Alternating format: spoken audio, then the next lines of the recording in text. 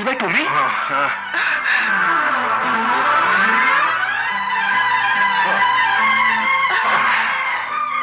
এই যে ম্যাম সাহেব, গাড়িতে চলেন বলে কি রাস্তার মানুষ চোখে পড়ে না? আরে চোখে পড়বে কি করে?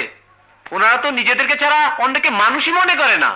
দেবে গাড়িটা ভেঙে দেবে। না ওনার কোনো দোষ নেই, আসলে আমি অন্য মনস্ক হয়ে রাস্তা চলছিলাম।